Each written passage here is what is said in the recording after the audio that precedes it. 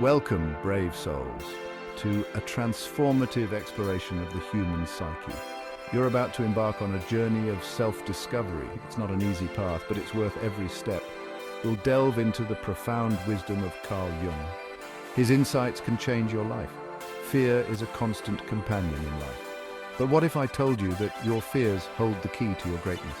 The very things we fear most about ourselves often contain our greatest potential. Carl Jung understood this paradox better than most. He saw that our fears are not our enemies, they're signposts. So are you ready to face your fears and embrace your true self? Let's begin. We all have a shadow side. It's the part of ourselves we'd rather not acknowledge. Jung called this the shadow self. It's made up of our deepest fears and darkest impulses. Ignoring our shadow doesn't make it go away. Common fears lurk in this shadow. Fear of failure is a big one. Many of us are terrified of not measuring up. This fear can paralyze us, keeping us from taking risks. Another common fear is the fear of success. Success means change, and change is scary. Then there's the fear of our own power. We're afraid of what we might become if we fully embrace our potential. Jung believed that true growth comes from integrating our shadow, not suppressing it. It's about acknowledging our fears and working with them.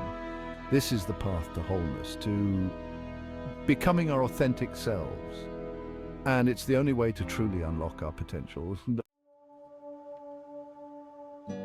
Carl Jung's philosophy is a roadmap to the soul.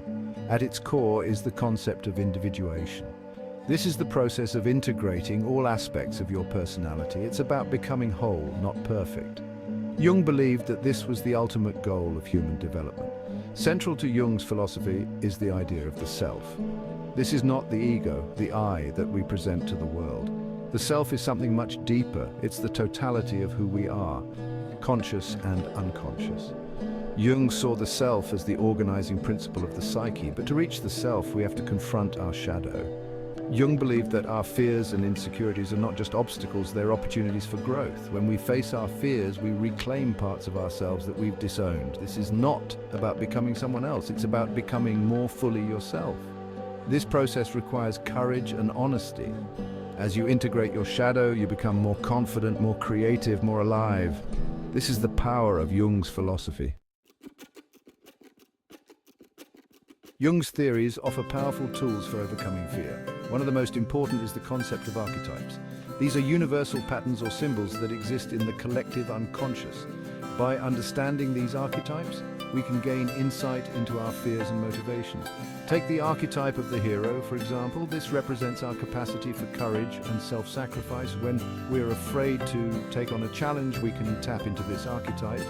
Another key concept is the idea of projection. Jung believed that we often project our fears and insecurities onto others.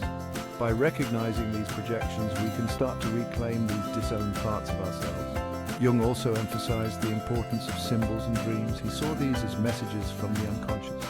By paying attention to our dreams and the symbols that resonate with us, we can gain valuable insights. This self-knowledge is crucial for overcoming fear and embracing our true selves. Section 5, Real-Life Transformations, Case Studies and Self-Actualization. Let's look at some real-life examples of Jung's theories in action. Consider the case of Sarah, a talented artist who was afraid of showing her work. She had a recurring dream of being naked on stage. Through Jungian analysis, she realized it symbolized her fear of vulnerability. By confronting this fear, she found the courage to exhibit her art. Her work is now celebrated in galleries worldwide. Then there's John, a successful executive who felt empty despite his achievements. He was haunted by a fear of being found out as a fraud. Through exploring his shadow, John realized he had suppressed his creative side. By integrating this aspect of himself, John found a new sense of fulfillment. He now balances his corporate career with writing novels. Another powerful example is Maria, a shy introvert who dreaded public speaking. Through working with Jungian concepts, Maria realized she was projecting her own potential onto others. Today, Maria is a sought-after motivational speaker, inspiring others to overcome their fears. Section 6. Practical steps to unlock your true potential. Now, let's get practical. How can you apply Jung's philosophy in your own life? First, start keeping a dream journal. Write down your dreams as soon as you wake up. Don't worry about interpreting them right away, just record them. Over time, you'll start to notice patterns and symbols. Next, practice active imagination. This is a technique Jung developed to engage with the unconscious. Find a quiet place and focus on a dream image or a problem you're facing. Let your mind wander freely.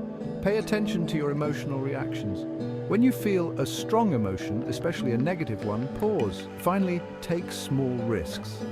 Each small step builds confidence and helps you integrate more aspects of yourself. Section 7, the power of embracing your fears, a call to action. You've come this far. You've learned about Jung's philosophy.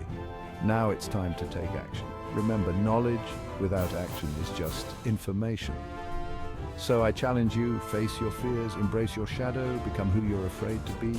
This journey won't be easy. There will be moments of doubt and discomfort. When you feel afraid, remind yourself that fear is often a sign that you're on the right track. Think about the person you could become if you embraced all aspects of yourself. Each step you take brings you closer to your authentic self. Are you ready to walk it?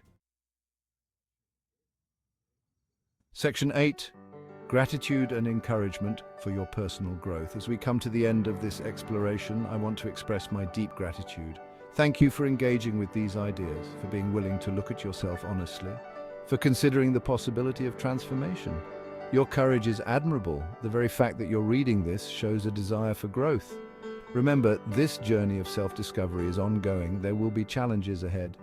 Moments of doubt and uncertainty, but there will also be moments of profound insight and joy. As you move forward, be kind to yourself.